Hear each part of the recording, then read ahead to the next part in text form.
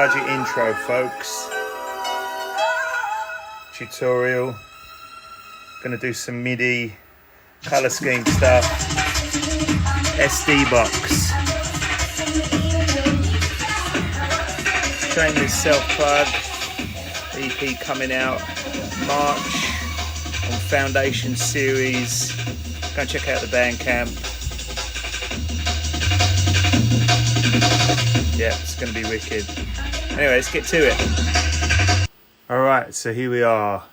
So I just wanted to answer a few questions that had come up on my feed there.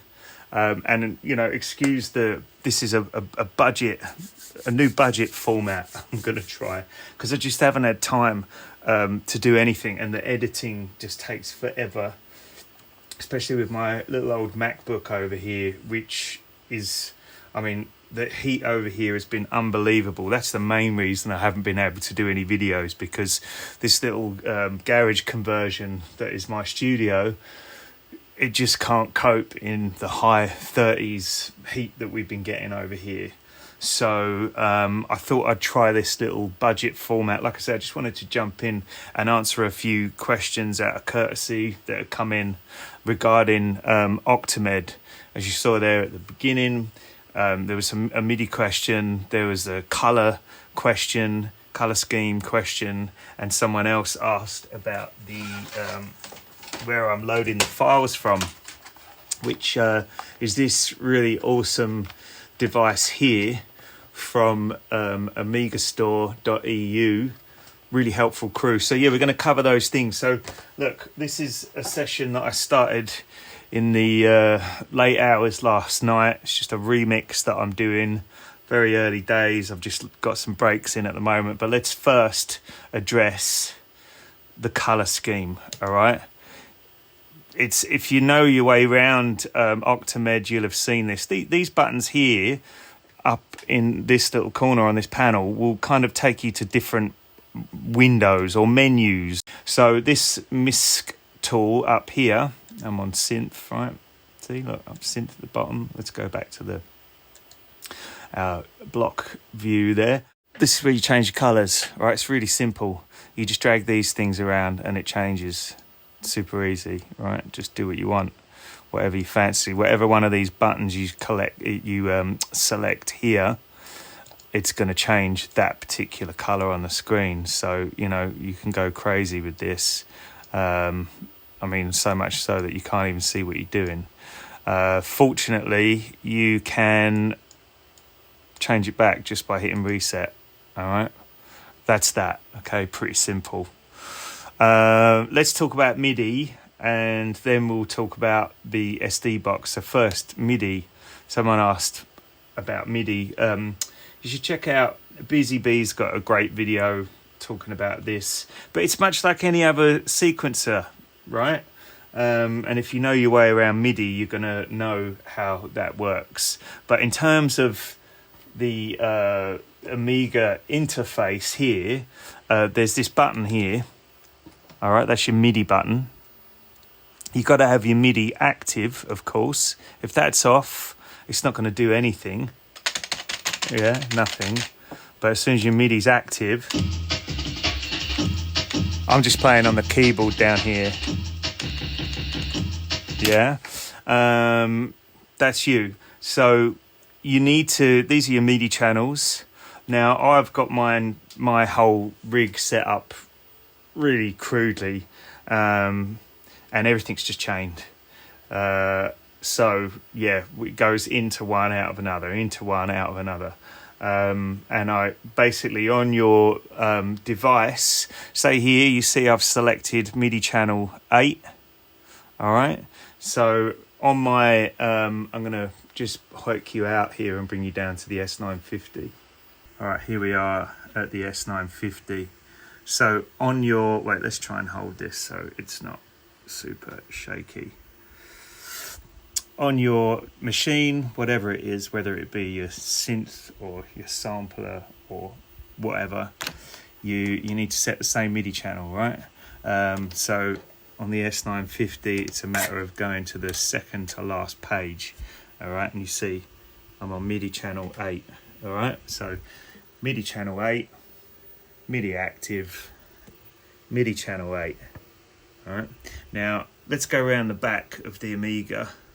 All right, so that there, let's get a bit closer. You can see there it says in, out. That is your MIDI interface, I guess, you know. So that's my in and out. You can get those pretty cheap. I think that I bought that on eBay or something. I can't remember how much it was, but it didn't hurt the pocket. This thing next to it here, that creamy white box, that is the SDBox. Now we'll come back to that, but yeah, you need one of these. All right, I'll maybe chuck a link in the description. You're going to need that, and that basically has 2 MIDI cables that dangle from it. Yeah, and you see mine comes up here. Now I do have this MIDI splitter. It's a bit of a mess in here, like I say, it's all kind of like hot wired together. That's 1 in and 3 out. You can get bigger like MIDI kind of splitter boxes, or interface I guess would be the thing. This is one here. I use this with the MacBook. I'm actually not using it at the moment. Yeah, so this is my MIDI out from the Amiga, which is going into this box, and then these 3 split off to different machines. Like I say, some of them come off there and some of them are chained. Everything around here that's MIDI is chained from there.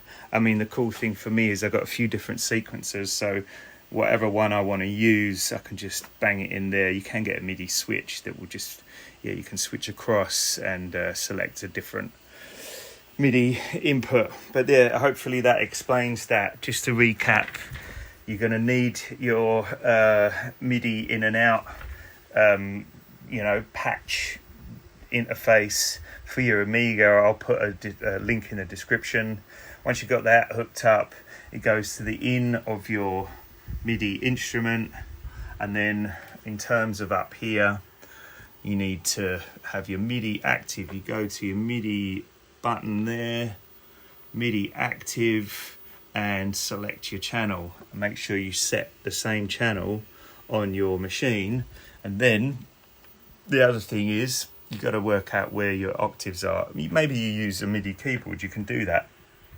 I don't. I prefer to just play on the keyboard. And I know that when I'm, say, on the Amiga, these buttons here change what octave the keyboard plays in. So you see, if I go like that, wait, where are we? There we go. 23, 45, 56. These are all like different octaves that you play on the keyboard. Now I know when I'm at 67, the Z there is my C3. So yeah, in here in my program, you see I've got my break one and I've put it on C3, you know. So you got to also, you know, if you're setting up a key group, you've got to make sure that you know where you're playing it. And that's that. So hopefully that makes sense and that explains that question. Feel free to drop anything else in the comments. Now let's move on. All right, so this is the SDBox. This is a fairly recent purchase of mine. Was recommended to me by Stecker, so big up, man. For a long time I was just using the internal floppy, but I kind of ran out of working floppy disks and they were expensive. Then I went to this GoTech drive here, which has been good, and I just keep a record of what's on my discs up there. And but I really wanted to find some sort of hard drive option, but everything I saw was out of my budget and just hard to get hold of. You know, you've got things like the what is it, the Pi Storm or the Vampire, all these things that you can fit on inside the Amiga to give you some sort of hard drive options. As far as I remember, it's a little bit, or things have changed I think recently, but when I was poking around a good few years back, it seemed that the 1200 was a much easier machine to get hard drive in, whereas the 500 there was a few hurdles, but I think that's changed now. So if you've got the money to splash out, you know, maybe do some homework and you'll find something else. But this thing, for me, I think this cost me, I think it was about $60. So, you know, yeah, I might be wrong, but it was around that. It wasn't expensive at all. And basically this thing,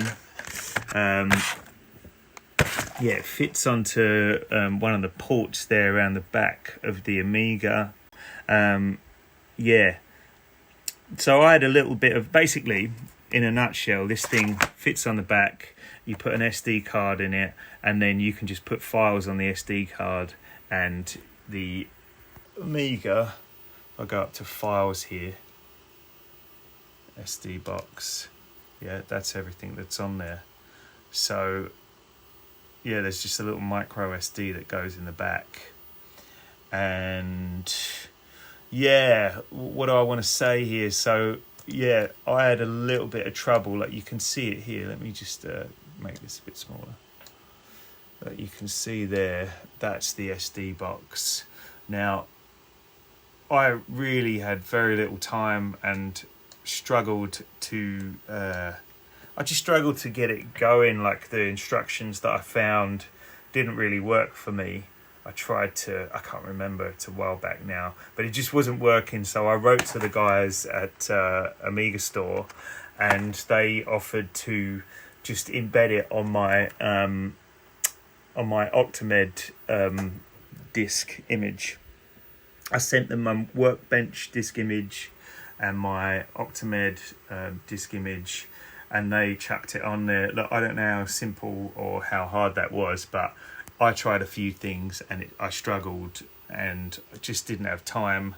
Got deadlines to meet, and I wanted to get it going, and so they did it, and bloody brilliant. I mean, it works a treat.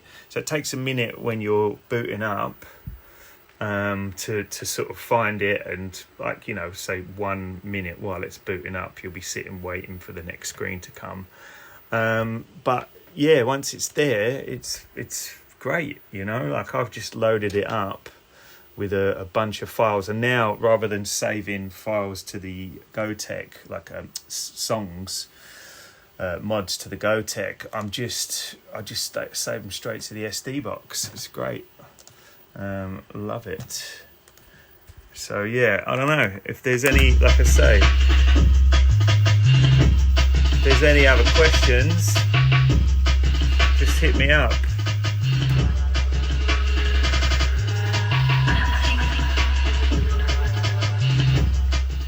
And like, yeah, excuse me for not having the greatest vocabulary today.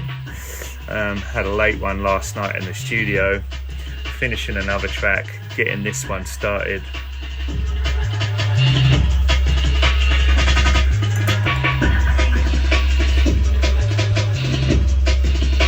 Just a kick.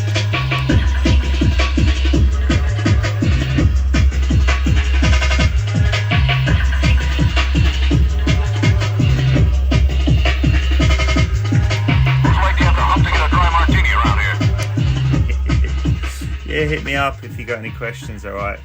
Big up.